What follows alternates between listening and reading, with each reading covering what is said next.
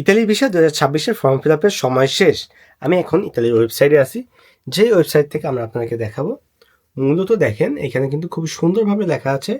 এই যে দেখেন 7 ডিসেম্বর 8টার সময় এখানে কিন্তু খুবই সুন্দরভাবে লেখা আছে 8টার সময় 7 ডিসেম্বর আবেদনের সময় শেষ।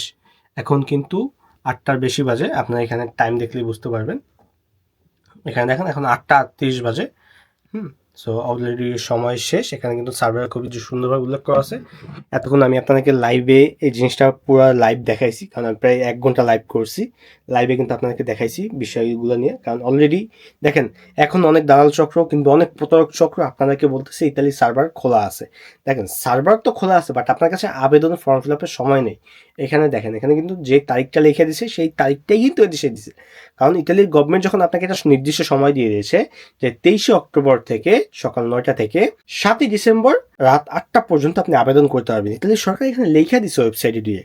হ্যাঁ, তো কেন আপনারা এই প্রতারক চক্রের ফাঁদে পা দিবেন? তো সবাই সময় থাকতে সাবধান হন এবং ভিডিওটা একটু শেয়ার করে দেন, কারণ ভাই আমি প্রতিনিয়ত আজকে সকাল থেকে এই পর্যন্ত আমি মেবি 2বার লাইভে গেছি শুধু এই জিনিসটা ক্লিয়ার করার জন্য যে আবেদনের সময় শেষ, কারণ আপনার কমেন্ট করে বোঝা ফেলতেছে।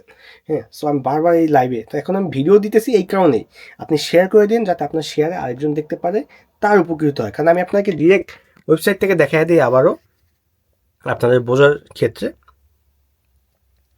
আপনারা চাইলে জিনিসটা জুম করে দেখতে পারেন। দেখেন এখানে কিন্তু লেখা আছে, আমি আপনাকে যদি একটু পড়ে শোনাই। della ora 9 della giorni 23 নুল্লো sta alle lavoro di ambasciato decreto forse 2026। এইখানে কি বলছে আগে সে জিনিসটা যদি আমি আপনাকে বুঝাই। এখানে খুবই সুন্দর, আমি এটা নিয়ে কিন্তু বিস্তারিত ভিডিও দিয়েছি, আমার পেজে বিস্তারিত ভিডিও পেয়ে যাবেন। এই ওয়েবসাইটটা নিয়ে আমি বিস্তারিত ভিডিও দিয়েছি। সো আবেদনের সময় শেষ, নতুন করে আর কেউ আবেদন করেন না। অ্যান্ড আরও অনেকে কোশ্চেন করতেছেন যে ভাই 26 সালে আদৌ কি আরও আবেদন করা যাবে কিনা, কিংবা আবার আবেদন করার অপশন দেবে কিনা। কারণ 25 সালে যেরকম দিয়েছিল এটা 26 সালেও দেবে কিনা। দেখেন 25 সালে কিন্তু যখন দিয়েছিল সেটা কিন্তু একেবারে গ্যাজেটে প্রথমেই প্রকাশ করছে, কিন্তু 26 সালে আদৌ দেবে কিনা এটা এখন তুই কোথাও প্রকাশ করা নয়। কিন্তু এখানে একটা কথা আছে যে আপনার 1,65,850 জন লোক আনবে, হ্যাঁ, ইন টোটালি 26 সালে। সো এই কোটাটা, এই যে কত ফর্ম ফিল আপ করতেছে, কত ক্লিক ডে করতেছে, এটার উপর ডিপেন্ড করবে। যদি দেখা যায় কোঠা আরও বাকি থেকে থাকে কিন্তু কোঠা আরও বাড়ায়, তাহলে আরেকটা ক্লিক ডে দিতে পারে, বাট এটা না হওয়ার সম্ভাবনা বেশি।